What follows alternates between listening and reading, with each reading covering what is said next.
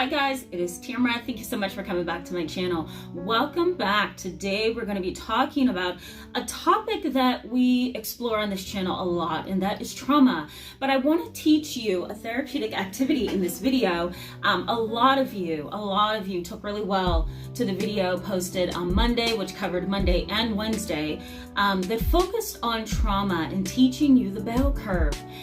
So I'm going to teach you how to kind of gauge and measure the severity of a situation. I think when you're trying to live a life after a traumatic event, it's really hard to have relationships because there's this general lack of trust, right? There's this general preconceived notion that you're not going to be validated, that you're not going to be supported, that you're not going to be loved, you're not going to be taken care of, that you're not going to be understood. And so in this video today, I'm going to focus a little bit on what to do to kind of gauge the severity of a situation within a relationship. All right, so I'll explain more as we go along. Thank you so much for coming back to my channel. For those who are subscribed, and for those who are new to the channel, I encourage you to hit the subscribe button and the bell button so that you can get alerts every single time I post a video, and so that you can stick around with us on this channel. We talk about trauma, we talk about knowledge, and then I try to do something different from other YouTubers, which is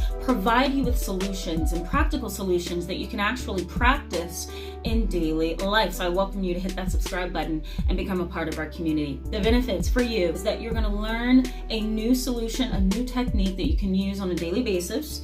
And this is, more so going to be about relationships. So I'm going to teach you that. And then I also want to point out some things that can kind of push you over the edge in a relationship after trauma. So, when I see clients in my practice who have dealt with trauma, I see a lot of clients in my practice. I see a lot of kids, a lot of teens, a lot of families, and a lot of women. But I also see people who come in just for the specific service of healing from trauma. When I see these individuals, the first thing I ask them is, are you struggling in your other relationships? And when I get a yes, I know that we need to rebuild that individual so that they can interact appropriately and in a healthy way within their relationships. And I'll give you an example of this. I had a young woman about 5 years ago when I, before private practice, when I worked in an agency, and she came into my office. She requested me specifically as her therapist, and that made me a little nervous. I'm like, why are you requesting me? But it was really sweet, and she was a wonderful person. But she had struggled in her relationships with regard to trust and feeling validated, and really being able to feel confident and self-assured in the relationship. And so she came in with this fear that she would always wreck her relationships, because what felt severe to her really wasn't severe to the other person in the relationship. So a slight, a statement that was being made, some kind of anger outburst, it felt really severe to her, but the other person didn't think so. The other person saw it as normal, and the other person saw it as, you were just angry. Aside from this, she always felt that her reactions within the relationship was disproportionate to the trigger. So she felt that, she would take everything personally, that, she didn't know how to feel validated even when her husband attempted to do so. So, she was really sensitive and vulnerable within this relationship. And so I taught her an activity to kind of gauge the severity of the situation, because again, she had a response to her husband that was disproportionate to the trigger. So when her husband, for example, would say something like, you look really beautiful in that dress, but I really love that dress you had on last Friday. Oh my God, you were so beautiful. She would take that to mean that, she was beautiful just for that day. And for the current moment, he was saying that she didn't look great. She took that very personal, and she allowed it to build until she got to a place of accusing him of having an affair, and then she accused him of being gay, and then it really got bad for her. So we did an activity which I call measuring the severity of your emotions, or severity of the situation. And so I'm going to walk you through that, but I'm also going to walk you through some things that I think makes you vulnerable to having an emotional reaction that's disproportionate to the trigger. All right, so let's just jump into the activity. Okay, so I want you guys to walk with me through this, okay, because you guys loved Monday's video, so I want you to walk through me with this as well. All right, so here's what I'm going to have you do, and I'm going to draw this out. We're going to give you another visual, okay? So on Monday, it was the bell curve. Today, it's a car gauge, all right? Because we're going to gauge the severity of the situation so that you don't have a reaction that's disproportionate to the trigger, all right? So we're going to do a gauge. So we're just going to make it like this, guys, all right? I'm going to show you what I'm doing here. And so we're going to actually put percentages. So I'm going to do 5%, 10%.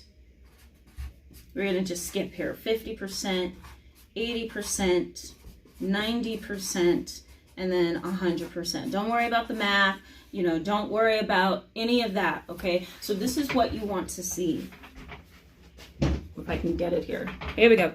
All right, so this is what you want to see, okay, guys? You want to create this car gauge, but we're going to do it in percentages, okay? So as you can see, I have 5%, I have 10, I have 20, I have 80, okay? So that's the percentages that you want to work with. So here's what I want you guys to do, and this seems to work a lot for my clients who appreciate visuals. What I want you to do is kind of walk yourself through a situation. Okay, so I'm going to give you a scenario. So let's say, for example, you're in a relationship with a guy, or you're in a relationship with a woman. You guys have been dating for a while, right? Things are going well, but the individual made a statement that you took very personal.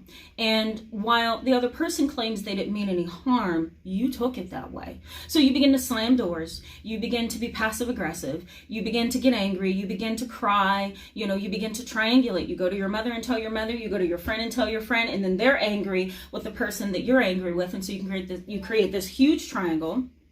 Okay.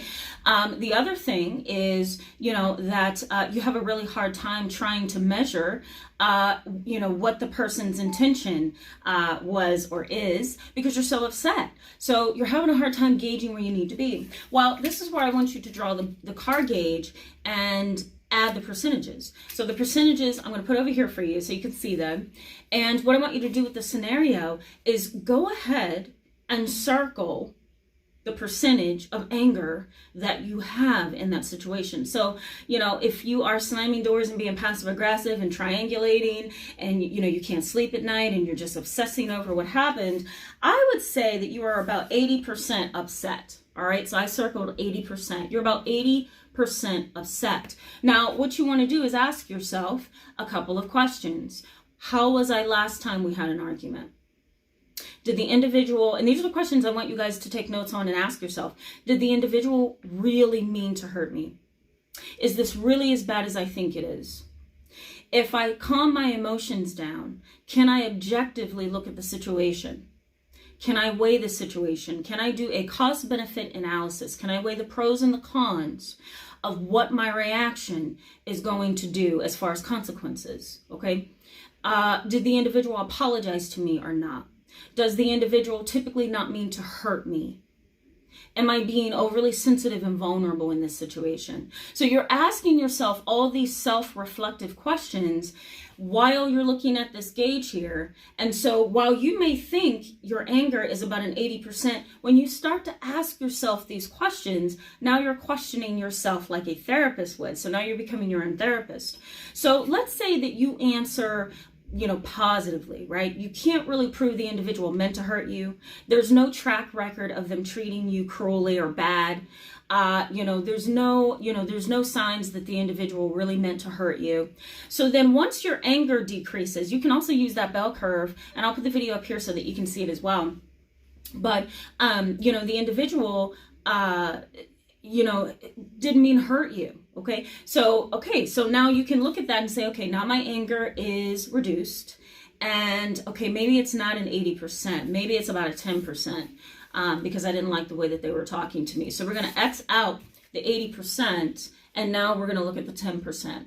Okay. And so, okay, maybe 10% is the more realistic perspective. So, okay, with that 10% anger, now you want to ask yourself, okay, so the severity of the situation is not that bad like I thought. I've calmed down, I've reasoned it out, I've thought about it, I talked to people around me who care about me and who are fair, right? I'm not looking to rally people on my side and go against the other person. I'm really trying to understand what happened. So my anger is about a 10% right now because I've calmed down and I've reflected. So in that particular situation, I think what you need to do is now look at that 10% and say, okay, I need to have a conversation with the person and just let them know you really hurt my feelings. Or I need to send them a text or an email saying, you know, I'm very upset and I realize you didn't mean to do it, and so forth. So now you can take a more objective approach and a more objective perspective, because now you recognize that, okay, the severity of the situation is not as high as I thought originally. I've done this before, guys, and I've used this with a lot of my clients because sometimes when we're upset, as you well know, we can kind of pump things up to a level that it doesn't belong in. But if you use this gauge of severity, or if you use this measure of severity of your emotional reaction, you can kind of ask yourself those objective questions and get a real concrete objective view of what's going on with yourself. You also may want to ask yourself a question like, have I been in a situation similar to this, and is that person triggering my emotion from what happened to me in the past? Okay, so you want to be able to engage in that kind of self-reflection so that you can determine how you need to be. So what makes you vulnerable, okay, to having an emotional reaction that's disproportionate to the trigger? Well, a lack of self-care, right? Not taking care of yourself, not really focusing on, your mental and emotional stability, your psychological stability, right? Not taking a vacation or taking a mental health day, or taking a small, 2-hour break during your day, taking, a week off during the month, whatever you need. Self-care is extraordinarily important. And a lot of you who are frequent viewers of my videos and longtime supporters, you have mentioned that even to me, that self-care needs to be something that needs to be at the forefront of your priority list. So the next will be financial stress. Okay, I think in a lot of situations, relationships go down the drain because of financial stress, financial abuse, right? Being in a traumatic relationship with somebody who uses finances to control, being in a romantic relationship or a family relationship or even a friendship where you are the individual that doesn't have the finances to support yourself, so you have to rely on them. Financial abuse and financial stress is, if you ask me, it's a trigger because we need money, right, to survive. So when that's not available, or when it's reduced, or when we're struggling to get employment or stay employed,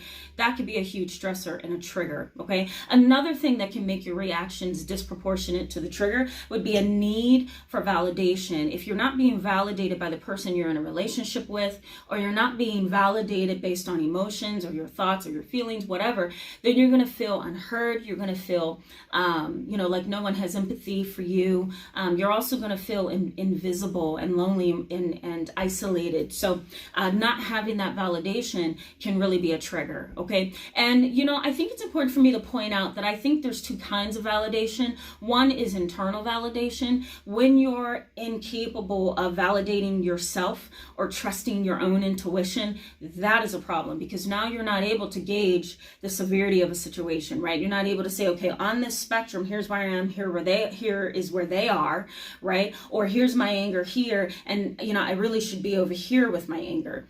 When you are incapable of going by your intuition or understanding what's going on the inside, or validating yourself, that can really trigger you as well. External invalidation, not having people around you that say, okay, I see it this way too, can be another trigger for you. All right. Another trigger can be daily chaos, right? Chaos trying to get to work, chaos in your actual job, chaos, trying to get home, chaos in your home environment after work. All of those things can be a trigger to you, okay? And last but not least, feeling stuck, feeling stuck in your relationship, feeling stuck in your job, feeling stuck in your personal life, feeling stuck in your finances, feeling stuck in your thoughts, your emotions. All of that can be a trigger. So if you're in a relationship and you're trying to manage that relationship, and you've had a traumatic history, or you're going through some trauma, or you recently had a traumatic situation happen to you, when you are feeling stuck, Okay, that's a trigger. When you are in a relationship and you have an emotional reaction that is disproportionate to the trigger, the foundation of that is most likely that you feel stuck. Anytime you have internalized or subliminal or unconscious emotions, they are going to seep out when something triggers you. A lot of people fail to realize that, but that is the truth. Your emotions seep out in some form, in some fashion, and that's why, let's go back to self-care. That's why self-care is extraordinarily important, because you're engaging your whole body and your whole self in an activity that's going to help you. That's going to help you maybe retrieve information from your mind, retrieve memories, right? Kind of wrestle with your emotions appropriately. So self-care is way more important than just doing bingo on Fridays. It gives your mind and your emotions a break and a rest. So self-care is extraordinarily important. And again, I encourage you to use this activity over here that we just did today and, learn to kind of gauge the severity of what's going on with you. I think that this can really help you. And I would pair it with the bell curve, use both activities. So thank you so much for being with me today, guys, in this video. I encourage you to give it a thumbs up if it was helpful to you, and go ahead and hit that subscribe button so you can stick around with us. I will be back on Monday with a brand new video. I still haven't gotten to the video of childhood trauma, and I'm going to fit that in next week because it's important, and I have a couple of other things you guys have asked me to talk about, so that's coming up next week. All right, bye.